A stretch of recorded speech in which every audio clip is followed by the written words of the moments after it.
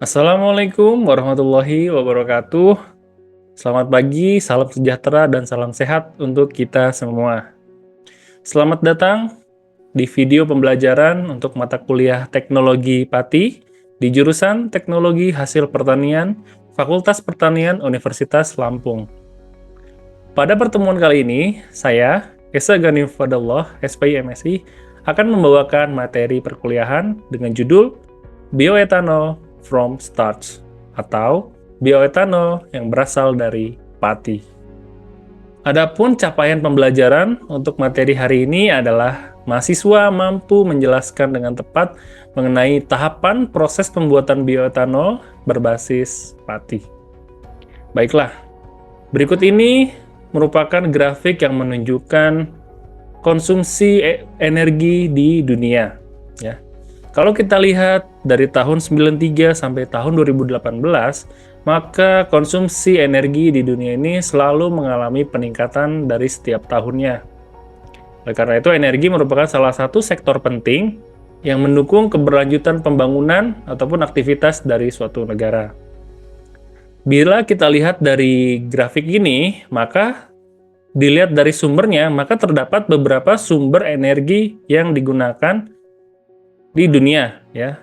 Yang pertama ada coal, kemudian ada renewables, ada hydroelectricity, ada energi nuklir, ada natural gas, dan oil. Dari grafik ini kita bisa lihat bahwa sumber energi terbesar yang digunakan itu berasal dari oil ataupun minyak, ya. Kemudian yang terbesar kedua ini adalah coal ataupun batu bara. Memang kedua bahan ini sangat dibutuhkan di dunia ini sebagai sumber energi untuk menjalankan berbagai aktivitas. Dan jumlahnya setiap tahun, baik dari coal, renewables, hydroelectricity, nuclear energy, natural gas, ataupun oil, itu selalu mengalami peningkatan. Peningkatan penggunaan energi ini tentunya berbanding lurus, ya, atau linear dengan bertambahnya populasi di dunia ini. Kemudian bila kita lihat dari sumber konsumsi energi di dunia, ini didominasi oleh penggunaan dari minyak atau oil, ya. Kemudian yang kedua adalah dari batu bara. Nah, bila kita lihat dari sumbernya di sini, maka yang paling kecil di sini adalah renewables, di mana renewables ini adalah sumber energi yang dapat diperbaharui.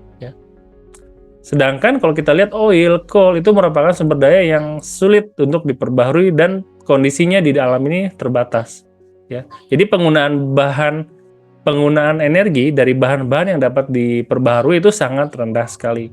Padahal ini menjadi salah satu alternatif sumber energi di masa depan agar kita tidak ketergantungan dengan batu bara ataupun minyak bumi. Salah satu renewables energi yang dapat digunakan itu adalah bioetanol. Bioetanol ini kalau kita lihat struktur kimianya, ini adalah C2H5OH. Dia senyawa hidrokarbon yang memiliki gugus hidroksil atau OH dengan 2 atom karbon. Itu merupakan sebutan untuk etanol. Sedangkan bio ini disematkan untuk etanol yang dihasilkan dari bahan-bahan alami. Untuk bioetanol tentunya memiliki berbagai karakteristik, ya. Ini adalah karakteristik umum dari bioetanol. Yang pertama, dia tentunya berbentuk cairan, ya. Yang kedua, dia tidak berwarna ataupun bening. Kemudian bioetanol juga tidak memiliki rasa ataupun tidak berasa, namun dia memiliki bau khas alkohol. Karena di dalam struktur kimianya ini terdapat gugus hidroksil OH yang identik dengan alkohol. Kemudian, dia memiliki sifat yang larut dalam air dan semua pelarut organik. Untuk membuat bioetanol, kita memerlukan bahan-bahan baku yang dapat dikonversi menjadi etanol. Dan untuk materi ini, kita bisa menggunakan bahan-bahan baku yang berasal dari hasil pertanian yang memiliki kandungan pati yang cukup tinggi. Kita bisa lihat dari tabel ini ada contohnya seperti ubi kayu, ubi jalar, jagung, dan juga sagu. Nah, kemudian kita lihat dari masing-masing bahan ini tentunya memiliki kandungan gula di dalamnya dan juga bisa menghasilkan etanol dalam jumlah yang berbeda tergantung dari bahannya.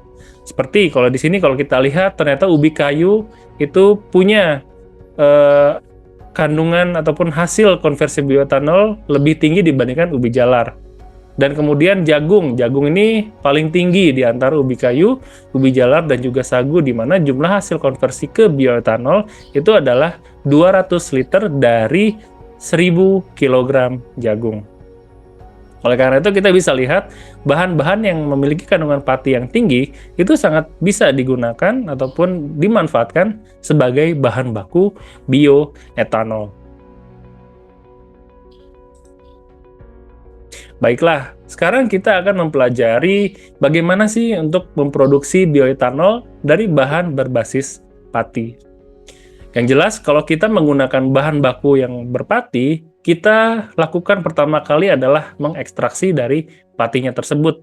Ya, seperti dari singkong, ubi jalar, ataupun jagung, itu kita lakukan ekstraksi, umumnya ekstraksi basah, untuk mendapatkan tepung pati-patian. Ya. Untuk pembuatan bioetanol, ini terdiri dari 3 tahapan ataupun 3 proses.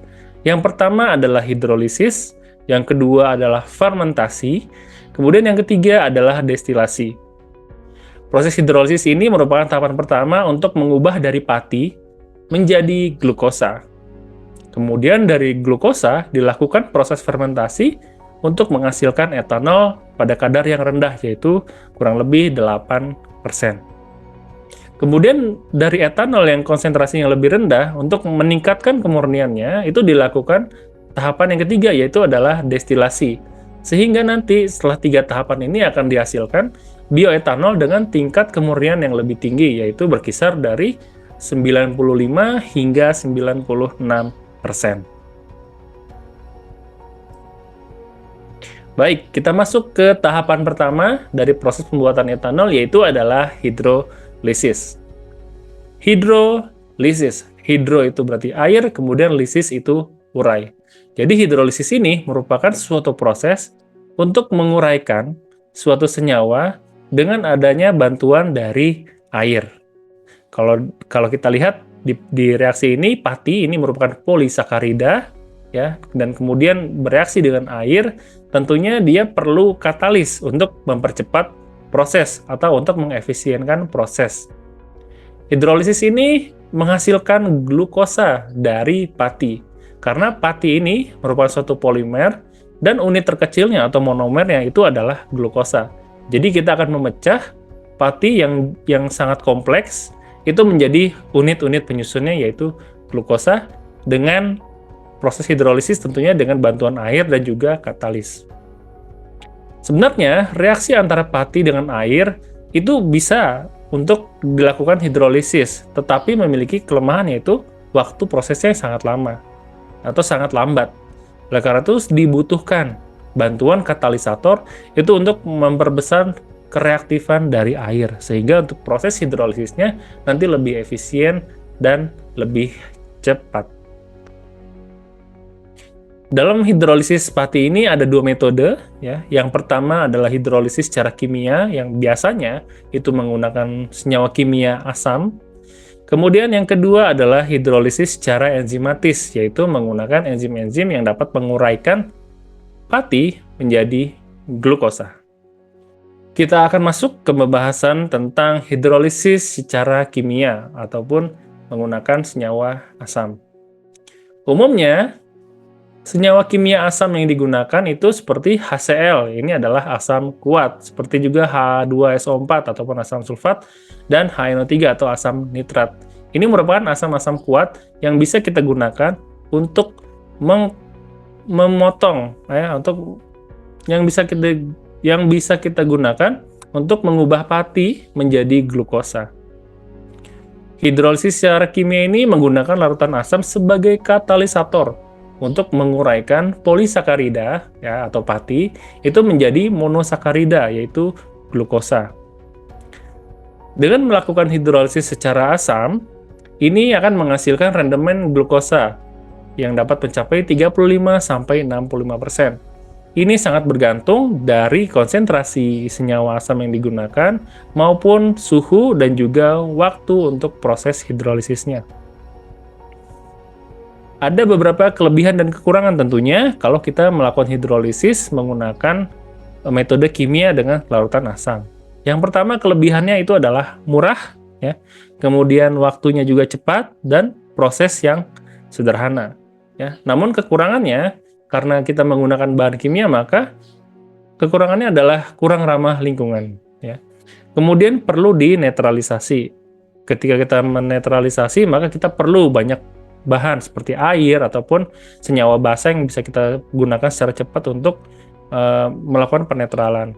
Yang kemudian ini termasuk proses hidrolisis yang menghasilkan rendemen glukosa yang rendah, ya. Jadi ini adalah kelebihan dan kekurangan untuk hidrolisis secara kimia.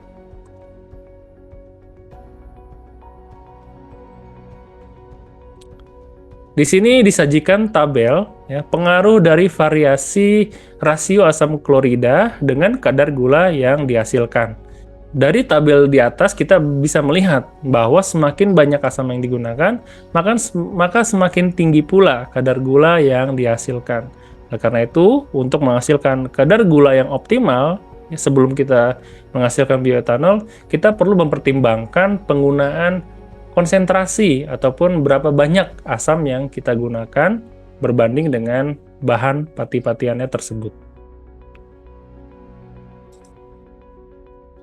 Selanjutnya ini tentang hidrolisis secara enzimatis. Kalau sebelumnya hidrolisis secara asam itu menggunakan senyawa kimia asam, maka hidrolisis secara enzimatis ini menggunakan bantuan enzim.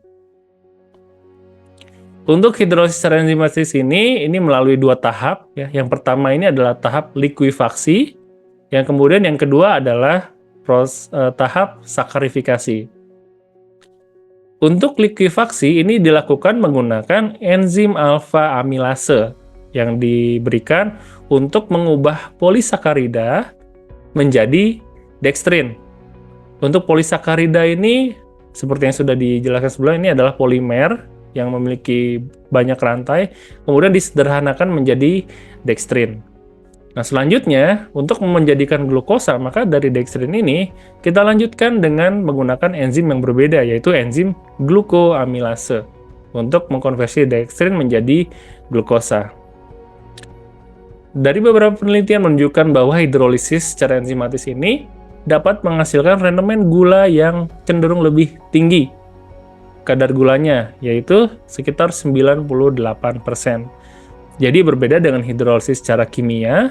Kalau kimia itu tadi 30-65% rendemen glukosanya, tapi untuk enzimatis ini lebih tinggi rendemen glukosanya, 98%.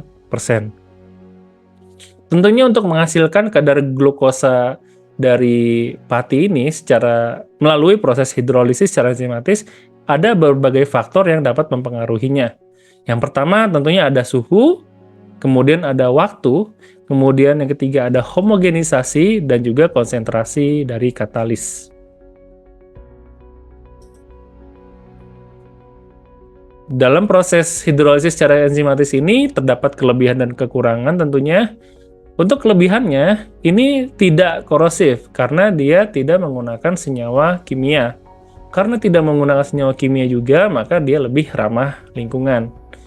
Kemudian ditinjau dari hasilnya, untuk hidrolisis secara enzimatis ini memiliki rendemen glukosa yang lebih tinggi dibandingkan hidrolisis secara kimia. Dan kemudian hasilnya itu bisa dapat langsung digunakan. Namun, kalau kita lihat kekurangannya, maka hidrolisis secara enzimatis ini tergolong lebih mahal. Karena pengadaan ataupun pembelian enzim tersebut itu cukup mahal. Kemudian, kekurangannya adalah lambat. Karena hidrolisis enzimatis ini dia lebih lambat dibandingkan hidrolisis secara kimia. Kemudian yang ketiga adalah rumit ataupun kompleks sehingga perlu kondisi optimum. Ya karena ini kita menggunakan enzim dan enzim memiliki suhu optimal untuk aktivitasnya, maka kita harus memperhatikan kondisi optimumnya. Jangan sampai kondisi yang kita berikan itu malah mematikan aktivitas dari enzim, sehingga nanti kadar glukosa yang dihasilkan itu tidak optimal. Baik, kita masuk ke proses ataupun tahapan kedua, yaitu adalah fermentasi. Tentunya kita tidak asing dengan istilah fermentasi. Dan kita identik fermentasi itu adalah dengan menggunakan starter ataupun mikroba dan juga nutrien atau nutrisi. Kedua hal ini adalah kata kunci dari proses fermentasi. Fermentasi ini memanfaatkan aktivitas mikroba yang dapat mendegradasi suatu substrat, dalam hal ini adalah nutrisi, itu menjadi senyawa yang lebih sederhana dalam kondisi yang terkendali. Jadi proses fermentasi ini dia akan mendegradasi atau menguraikan substratnya itu menjadi senyawa yang lebih sederhana. Proses degradasi substrat ataupun nutrisi ini dapat berlangsung karena bantuan dari enzim yang dihasilkan oleh mikroba. Karena nutrisi ini bagai makanan oleh mikroba dan itu dapat diurai oleh enzim yang dihasilkan oleh mikroba tersebut. Umumnya untuk melakukan fermentasi gula menjadi alkohol, itu dilakukan menggunakan mikroorganisme jenis khamir atau yeast, dengan nama latinnya ini adalah Saccharomyces cerevisiae. Tentunya ini harus spesifik jenis mikrobanya, karena kalau tidak spesifik maka yang dihasilkan tentunya malah bukan alkohol ataupun malah dihasilkan senyawa-senyawa lain. Proses fermentasi sebaiknya harus terkontrol agar didapatkan etanol dengan kadar yang tinggi. Jadi kita perlu memonitoring dari lama proses fermentasinya dan juga berapa sih kadar yang dihasilkannya. Begitu kita sudah menghasilkan kadar yang tertinggi, maka kita harus stop prosesnya. Karena kalau berlebihan, maka nanti kadar etanolnya akan mengalami penurunan. Nah, proses yang terjadi selama fermentasi itu adalah glukosa dari hasil proses hidrolisis sebelumnya itu akan dipecah menjadi etanol atau C2H5OH dan juga karbon dioksida. Karena setelah fermentasi biasanya menghasilkan karbon dioksida dan itu dapat menghalangi atau dapat mempengaruhi kemurnian dari bioetanol. Beberapa faktor yang dapat mempengaruhi proses fermentasi di sini ada keasaman atau pH, ya. Kemudian ada suhu, kemudian yang ketiga adalah oksigen dan nutrisi substrat. Hasil dari proses fermentasi itu umumnya hanya menghasilkan kadar etanol sekitar 8-11% dan juga lebih banyak menghasilkan gas CO2 yang mencapai 35% dari volumenya. Oleh karena itu, kita benar-benar harus mengontrol proses faktor-faktor yang bisa mempengaruhi proses fermentasi. Seperti suhu. Kita harus tahu dulu suhu proses fermentasi itu diatur untuk suhu pertumbuhan optimal dari mikrobanya. Kemudian oksigen. Kita harus mengontrol juga. Kalau jumlah oksigennya semakin habis karena produksi CO2 yang berlebih, maka nanti mikroorganismenya akan mati dan dia stop menghasilkan etanol. Dan juga tentunya dari nutrisi atau substratnya. Kadar gulanya juga harus diperhatikan selama proses fermentasi. Karena ketika proses fermentasi dan nutrisi substratnya habis, maka harus kita hentikan agar kadar etanol yang dihasilkan itu lebih optimal. Berikut ini menunjukkan pengaruh dari waktu fermentasi terhadap kadar alkohol yang dihasilkan untuk menghasilkan bioetanol. Suatu percobaan proses fermentasi dilakukan selama 10 hari dan diukur kadar alkoholnya setiap hari. Berdasarkan data di samping dapat Anda lihat bahwa kadar alkohol itu menurun di akhir waktu fermentasi. Nah, seperti yang sudah dijelaskan sebelumnya bahwa memang fermentasi ini harus terkontrol dan kita harus memonitoring kadar alkoholnya setiap hari. Pada hari terakhir ini dimungkinkan kadar glukosanya itu sudah habis, tapi tetap dibiarkan proses fermentasi berjalan. Hal ini tentunya akan menjadi kerugian karena alkohol yang sudah dihasilkan itu nanti dimanfaatkan kembali oleh mikroba untuk menghasilkan asam-asam organik. Sehingga di hari terakhir itu kadar alkohol akan berkurang akibat dimanfaatkannya alkohol oleh mikroba menjadi asam-asam organik. Kemudian proses yang ketiga yaitu adalah destilasi.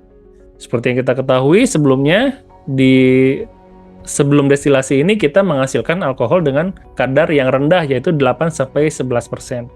Nah, maka di tahap destilasi ini kita akan meningkatkan kemurniannya ya dengan cara destilasi.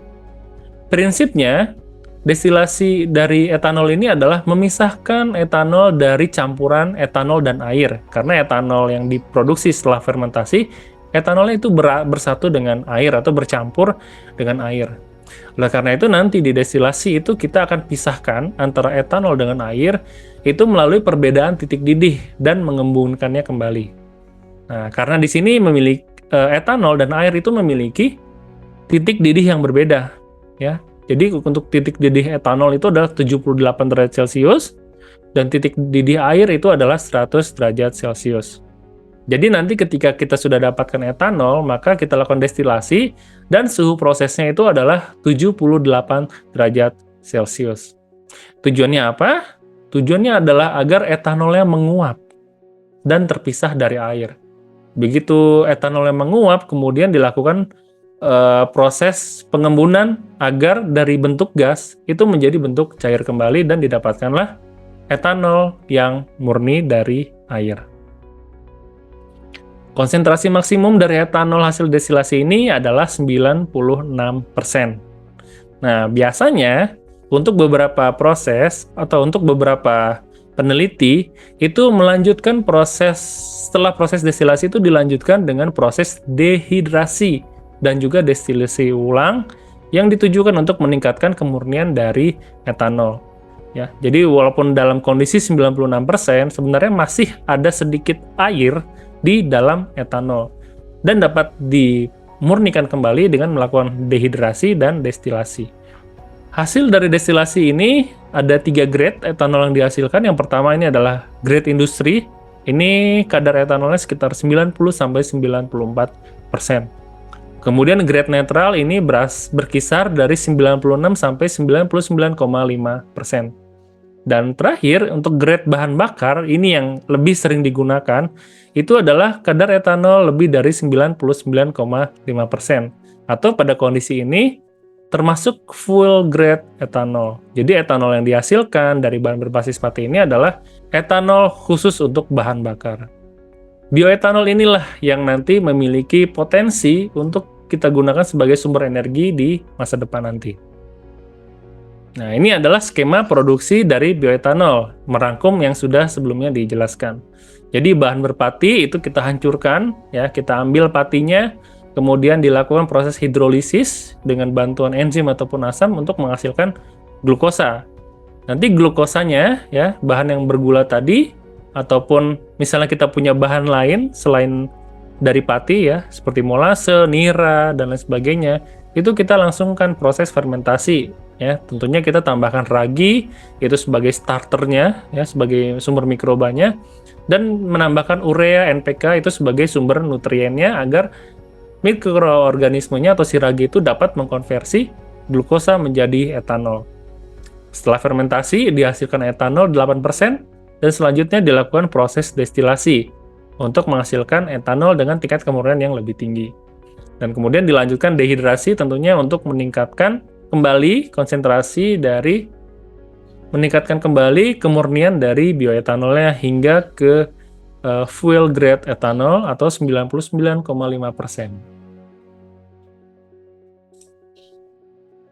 Bioetanol ini memiliki potensi sebagai bahan bakar di masa depan nanti, ya. Karena etanol ataupun bioetanol itu memiliki nilai oktan yang lebih tinggi dibandingkan minyak premium ataupun bensin premium. Etanol ataupun bioetanol apabila kita campurkan dengan premium itu dapat meningkatkan nilai oktan, di mana nilai oktan untuk etanol atau bioetanol itu adalah 98% atau sebesar 115. Nah, ini jumlahnya lebih tinggi tentunya dibandingkan nilai oktan dari premium. Nah, semakin tinggi nilai oktannya, maka dia akan semakin baik untuk bahan bakar. Selain itu, mengingat etanol atau bioetanol itu mengandung 30% oksigen, sehingga campuran etanol atau bioetanol dengan gasoline dapat masuk dikategorikan sebagai high octane gasoline. Jadi bahan bakar yang memiliki kandungan oktan yang tinggi. Di mana campuran sebanyak 15% bioetanol itu setara dengan Pertamax yang bilangan oktannya adalah 92. Dan kemudian campuran sebanyak 24% bioetanol itu setara dengan Pertamax Plus atau dengan nilai oktannya 95. Jadi bioetanol ini perannya adalah sebagai bahan tambahan pada bahan bakar yang kita gunakan ya. Dia sebagai aditif untuk meningkatkan nilai oktan dari bahan bakarnya.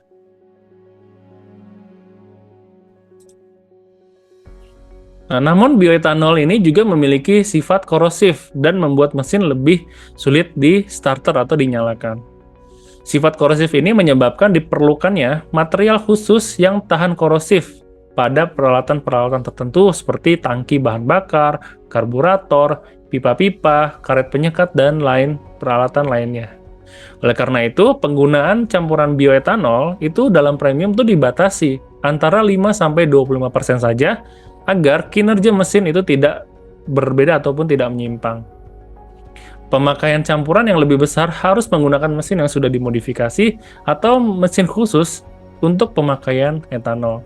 Jadi walaupun bioetanol itu dapat meningkatkan nilai oktan dari bahan bakar, tetapi untuk aplikasinya kita perlu melakukan modifikasi mesin agar dia bisa digunakan dalam jangka panjang. Karena melihat dari sifat korosifnya terhadap peralatan-peralatan mesin yang biasanya menggunakan Pertamax ataupun premium. Jadi dibatasi juga, dia hanya maksimal berkisar dari 5-25%. Dan tentunya dengan adanya bioetanol ini punya berbagai keunggulan. Yang pertama, bioetanol ini dapat dihasilkan dari sumber daya yang melimpah dan tentunya mudah dibudidayakan. Ya, seperti bahan-bahan merpati, singkong, tebu, dan juga aren, dan lain sebagainya. Itu merupakan sumber daya yang melimpah di negara kita ini dan mudah sekali untuk kita budidayakan. Kemudian bioetanol selain dari bahan bakar itu punya kegunaan yang lain ya, seperti bahan kosmetik ya, kemudian ada pelarut dan juga biasa digunakan juga sebagai bahan minuman keras atau miras. Nah, dengan penggunaan bioetanol ini dari hasil penelitian dia dapat mengurangi emisi gas CO atau karbon monoksida sehingga dia lebih ramah lingkungan secara signifikan. Kemudian gas yang diproduksi itu dari pembakaran bioetanol memiliki reaktivitas yang rendah dengan cahaya matahari sehingga potensi untuk merusak ozonnya itu akan lebih rendah. Nah, kemudian keunggulan yang lain, bioetanol dapat langsung digunakan sebagai bahan bakar atau dicampurkan ke dalam premium sebagai aditif.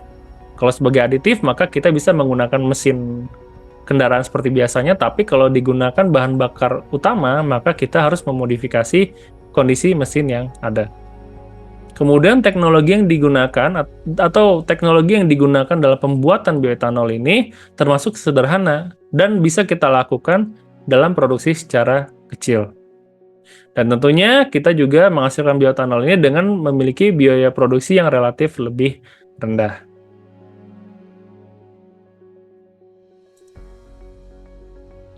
Baiklah, demikian materi kita hari ini tentang bioetanol yang bersumber dari pati. Semoga setelah mengikuti perkuliahan ini, kalian lebih memahami bahwa bahan berpati ini dia memiliki banyak sekali potensi untuk digunakan, apalagi sebagai sumber bioenergi, yaitu sebagai bioetanol, yang memiliki berbagai kelebihan dibandingkan bahan bakar yang lain. Untuk materi hari ini saya cukupkan. Saya mohon maaf apabila ada kekurangan. Sampai jumpa lagi di video selanjutnya. Saya ucapkan terima kasih. Wassalamualaikum warahmatullahi wabarakatuh.